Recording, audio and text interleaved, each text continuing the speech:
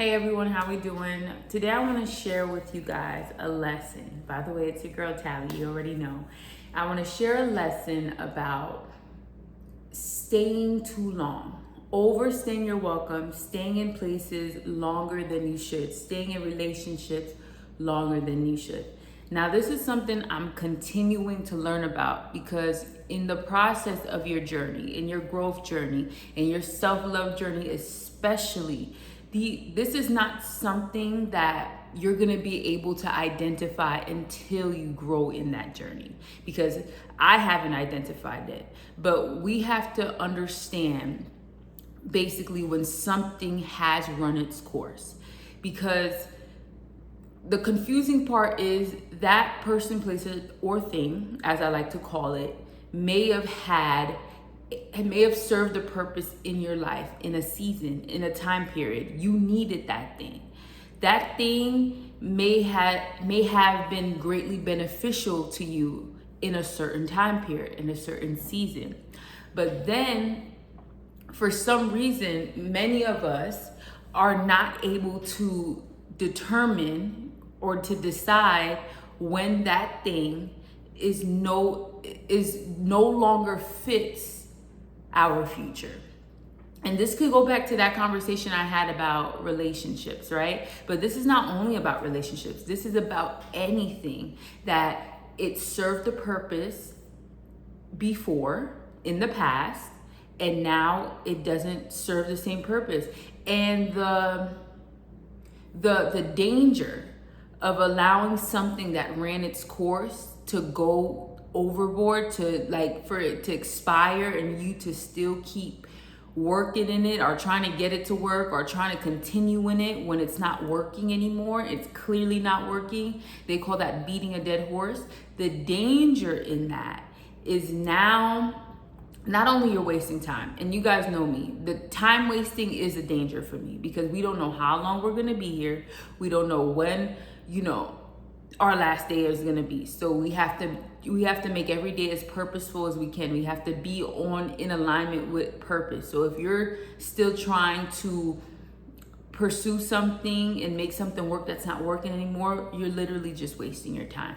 That's that. And then number two, what I see from my experience, you're making a good thing go sour.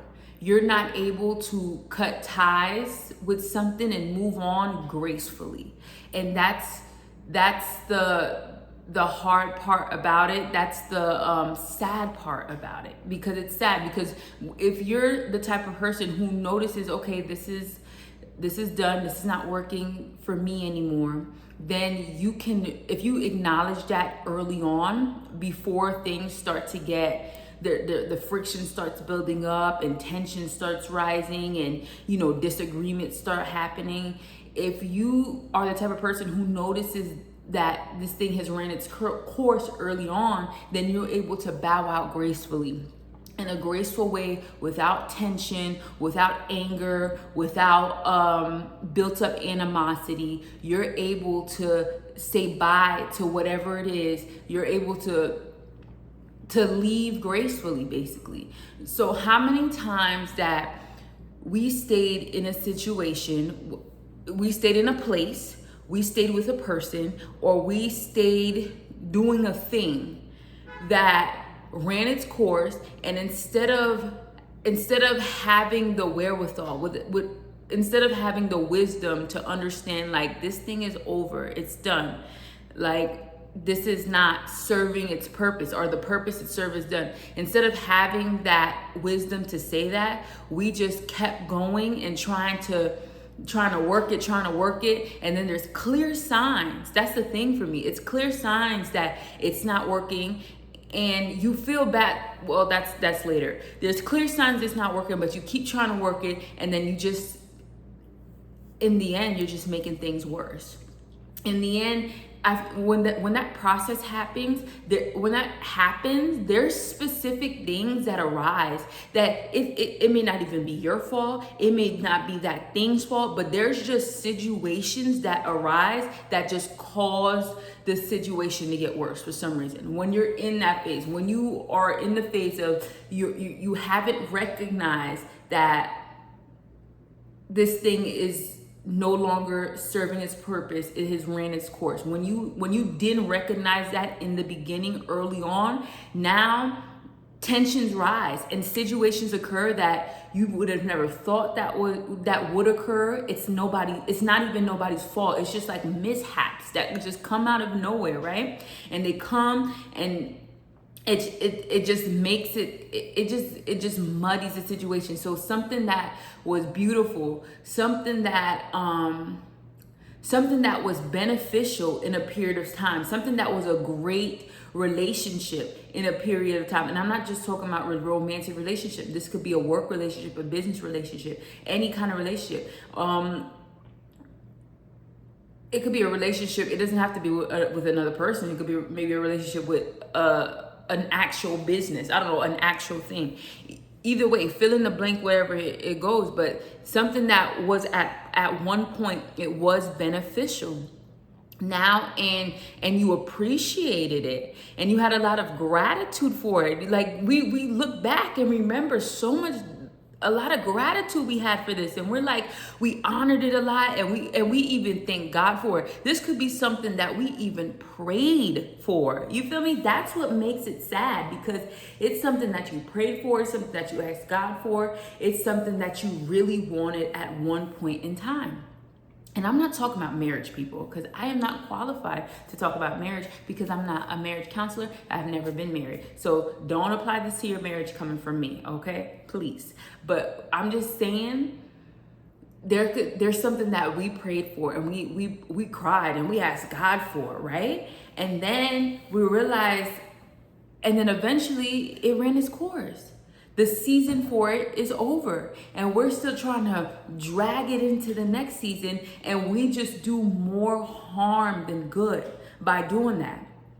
And another reason we do that is because we feel so bad, because we remember how bad we wanted this. We remember how bad we prayed for it. But what we have to understand is not everything was meant to be for a lifetime.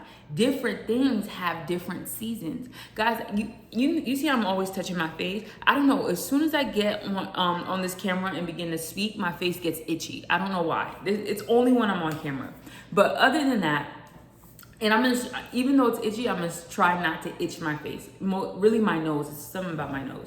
But we feel so bad because of what we went through to get to that place or to get that thing, that we're allowing this situation to deteriorate right in front of our faces, instead of being honorable, instead of deciding with wisdom that, listen, this served its purpose, but from what I can tell right now, with my vision right now, what I can discern right now in this, because we have to get present with the situation, because we don't want to let it go, because we're still in our past thoughts. We're still remembering the past, so we're not present. So we have to get present and look at it with our present self, discern things with our present eyes and our present ears, and realize that in this moment, it's not what it is anymore. This thing has ran its course. And I got this idea because, not this idea, I remembered this because one of the quotes I did read, it said, low self-esteem.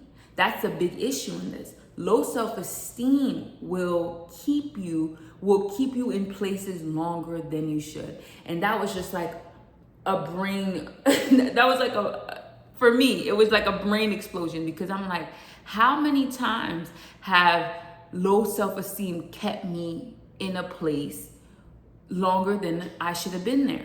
Because the hardest part, like I said, the hardest part is understanding, like, this is something that worked out. This was something that was working. This was something that was feeding into my life greatly. This is something that fed me. This is something that I was excited about. This is something that it was greatly beneficial to my life in a season. But then I refused to open my eyes to what's presently happening and realize that this fed me before, it doesn't feed me now. It was working before, it doesn't work out now. And it's just like a baby. Like, we are ever growing, ever evolving. It's just your choice what you're ever growing and evolving to, or if you're growing as well. But when a baby is born, you're feeding it milk. But the baby is growing. When you're feeding the baby milk, if you're feeding the baby, the milk is good sustenance. It's good nutrients. It's good for the baby. But there comes a time when the baby grows older, the baby can't continue to drink milk for the rest of its life. Then they move on to like soft food, like blended food, and then eventually you could move on to more solid food, right? So you have to think about certain experiences in your life as the same thing. You can't just keep thinking that the same thing, it depends on what it is. Like I said, some things are meant to last for a lifetime, some things are not. So you can't expect everything to last for a lifetime, and you can't expect that everything that used to feed you for years or for months, that is going to continue to feed you and nourish you in the same way, because that's just not how everything is meant to be. You're going to need more. It's okay to need more. See, when you have low self-esteem, you can't affirm yourself like that. You can't say that it's okay for me to need more. It's okay for me to search out different options. Another thing low self-esteem does is it puts you in a scarcity mindset. Ooh, I love that scarcity abundance mindset thinking. When I learned about that stuff and I actually began to apply it and really understand it, that changed my life. Learn about scarcity and abundance. It's Tony Gaskins Jr. who really taught me about that. But scarcity and abundance, guys. Scarcity is you don't believe that there's more out there. So whatever you have, you're gonna hoard it. You're basically gonna hoard it. You're gonna hold on tight to it. You're gonna protect it with all your life, with your whole life, because you don't know what else is out there. So it causes you to be greedy. It causes you to basically never even think about more. You don't think about you. It causes you to be greedy, and you're not thinking about if there's more, if there's better, nothing, because you're just stuck focusing on that little bit that you have, because your mind is set to believe that there's not enough out there. So you're scared, you're in fear, and you don't know what other possibilities are out there. So it's just a very fearful mindset. So you hold on tightly to whatever you have, and you're afraid to give, you're afraid to you're afraid to give, you're afraid to spend, you're afraid to invest, you're afraid to do anything, because you just think that this is all that there is. This is all that is, as opposed to abundance, where you may not know. When you're thinking with abundance, it's you may not know. You may be just like that person who has a scarcity mindset.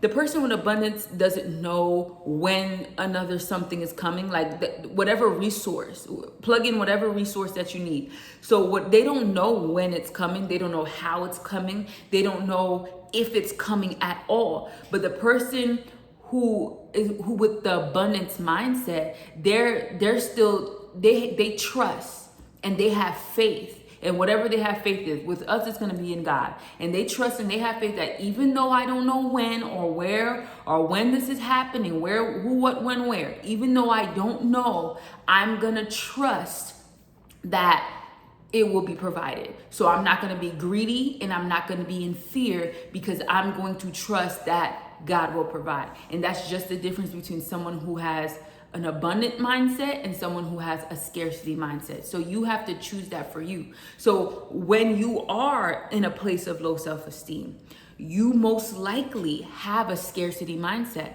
So every opportunity that comes to you, first of all, you're not even feeling like you deserve it. You're feeling like I don't even deserve this opportunity. This is probably the last opportunity to even come to me. I don't even know if another opportunity will come to me because I don't even deserve any opportunities, because you don't feel worthy in the first place. Low self-esteem makes you not feel worthy in the first place. And when I'm talking about low self-esteem, I want you guys to separate yourself. If this is something that you're dealing with, I want you be right here and that low self-esteem right here, because you are not low self-esteem. This low self-esteem is a dark spirit of its own. All right, that's how I separate everything that's not of God. This is how I separate it in my life. So I'm over here, low self-esteem's over here. This is a dark spirit. I treat it as its own entity. I don't treat it like it's me. It's who I am. It's part of my identity, because it's not. This is just a dark entity that's trying to infiltrate itself in my life. Same thing with rejection. Same thing with depression. Same thing with anything. Insert anything. Fornication. Whatever you want to put in there. Same thing with any lack. Everything, you're here. This is you. This is you and God. This is your identity. This is who you are on this earth. And everything else that is not of God, this is just things trying to infiltrate your life to try to bring you down. And you need to see that as its own separate entity. It's not who you are. It's not you. This is just something trying to come against you. So low self-esteem is over here, and you're feeding into it by believing that God can't provide other opportunities, or you're not good enough for any other opportunities. So when you have that, low self-esteem, when you're feeding into it, you won't have the wherewithal to be like, you know what? I can gracefully bow out of any situation. I can leave. I can part ways with anything. I can cut ties with anything, because God will provide something else. Because it's clearly not working. So I know that it's ran its course. So I'm able to let it go with dignity, rather than trying to fight and make matters worse, rather than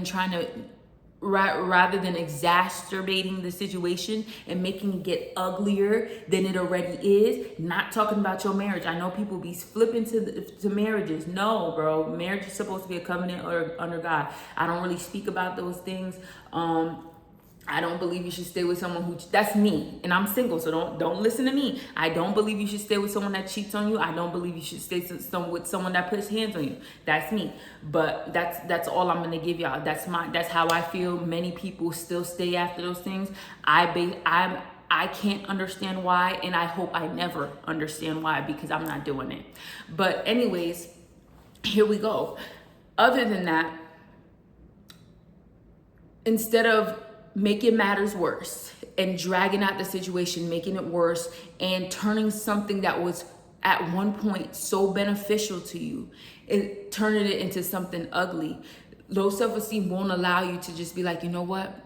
Get into your abundance mindset and think, you know what? God will provide something else. I don't have to hold on to this. If this is not working, I'll do something else. I'll get something else, So that's what it won't allow you to do. So you have to think where you're operating from. When you want to hold on to things and you want to stay around people in places that you see is not working anymore or never worked out to begin with, you just forced it.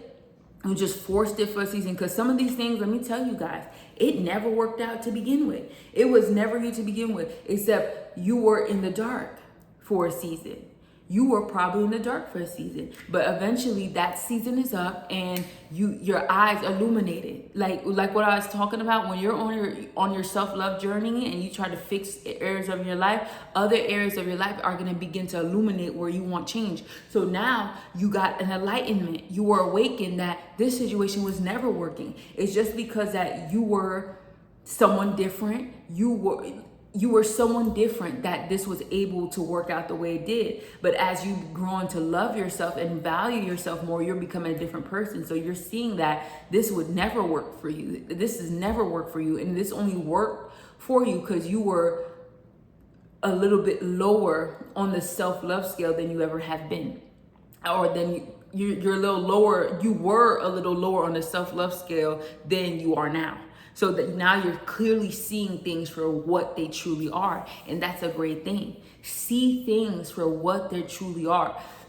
Believe in abundance. Understand that if this is not working and it's a terrible situation, and I'm not talking about little disputes, little things that could be fixed through communication, because I believe some of us can, me too, like things that could be fixed through communication.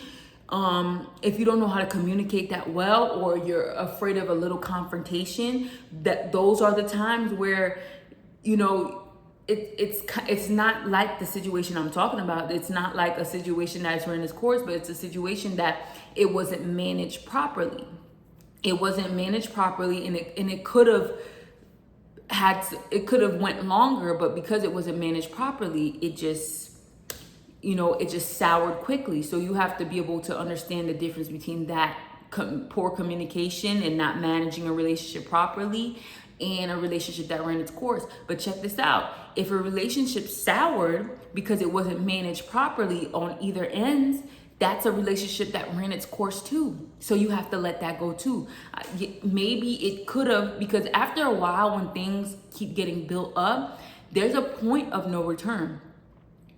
It's different for every relationship. A lot of things could happen and someone could still salvage that relationship, or the people could still salvage that relationship. But there's a time where too much has happened. So it's unsalvageable to both parties. Both parties, or a person has to decide if it's salvageable or not. So there's a point, everybody has their own breaking point. So we have to understand when it's salvageable, when it's not salvageable. So there's a point in time where it's not salvageable, and you have to decide that. And once you decide that, you just move on.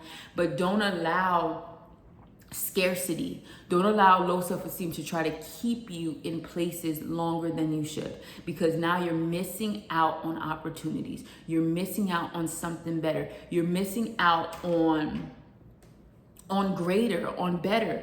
In life, you always have to have in your mind that there's better. There's better. If this doesn't work out for me, there's better. If this opportunity runs its course, God will provide something else. You have to believe that, because that's the only thing that's not going to keep you from desperately trying to hold on to something that's not working, which in turn just makes the situation worse.